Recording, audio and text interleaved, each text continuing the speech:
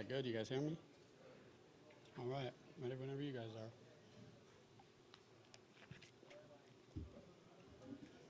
First of all, what's it been like just seeing Ed the last couple of months just mourn such a tragic loss? Yeah, I'm a parent, right? And like ever since I found out the news, it's hard to. I mean, it's really hard to. I can't fathom what he's going through, and there's really not words to describe, or in those moments. And it's as a coach, as a father, as a it's my job to be what he needs from me right now, and that's loving him and giving him the privacy that he deserves, and whatever it looks like, no matter how someone might want to handle it, it's how he wants us to handle it and going through it. And look, he's not here right now because of an injury, and him dealing with that. This wasn't something, the reason why he's not here, but it's unfortunate the way that it came out. And I respect, a lot of you guys on the beat that might have known about it and, handled it. That's part of journalism as well, but I appreciate your guys' hearts and understanding the human element of it. But yeah, it's hard. It's hard when I see him, and I can't imagine it, and I haven't had the words since, and I don't really have the words, but all I can do is just be there for him with whatever way that he needs. On to the football game. Yeah. What was your assessment of Kyle in the first half and how he operated the offense? Yeah, it's hard. Yeah, it's hard to switch like that, right? And that's part of it, and but that's also what comes with being the head coach is, you have to kind of compartmentalize and be what your team needs. And look, there was a lot of stuff going on before the game and handling it, but I was just so proud of the guys, just in general, of our team, our quarterbacks, and look, we've had rain since the first day of training camp, and we knew we were going to play in these type of conditions, and boom, a weather delay, and they come in, and it was like, hey boys, we're going to start at 2:15. They were like, cool, let's put the ball down and let us go. And so everything that we kind of embody and talk about, it was great to kind of see it in action. And is there stuff for us to clean up? Absolutely. But I was more proud of the mindset and the mentality that they kind of took it on. It wasn't like, oh man, why is this happening? It was like, it was cool seeing, they're going through warm-ups, and our warm-up, right, wrong, or indifferent, was a different time, and they were just on the sideline, and let's go play. And quarterbacks went out there, didn't blink, right? It's raining during the national anthem, and I still called passes early, and it's like, hey, we got to be able to throw the ball in the rain, and how are we going to be able to operate? And it's like we've been doing in practice. So it was cool to see our quarterbacks and play efficient football and kind of move from there. His favorite target today in the first half seemed to be Trent Sherfield. Second stint here, what have you seen from Trent since coming back?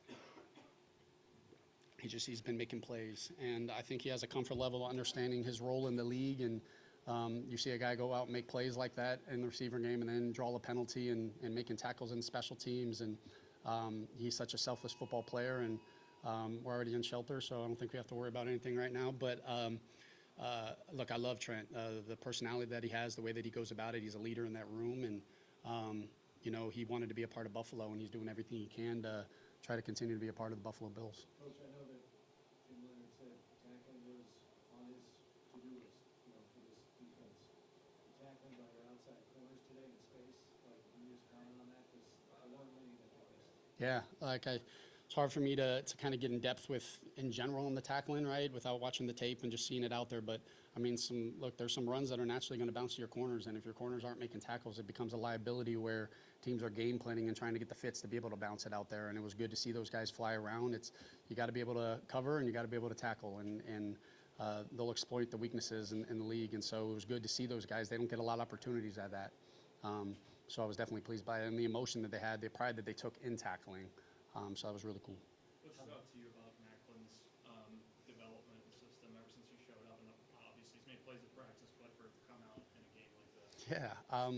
Well, he's a guy that battled injuries in OTAs, and you're undrafted and you're battling injuries in OTAs. You better hope that you show something early to be able to continue to stick around, right? You guys know how this league works, and he showed us a lot. And when he was able to, he took advantage of the time when he was off and stuck around in the off season, making sure that when his time was going to come, he was going to be ready. And he has a lot of fun playing football. He's very bright, can play a lot of positions, and it was good to see him. There was a lot going on in that play. It was like, is it a catch? Is it almost a fumble? Is it a drop? And then it's a touchdown, right? So we got the full experiment experience right there, but a lot of fun seeing them celebrate. And it's really cool. You see the sideline, right? Like how they feel after he scores a touchdown, right? And those are things that I'm really proud of.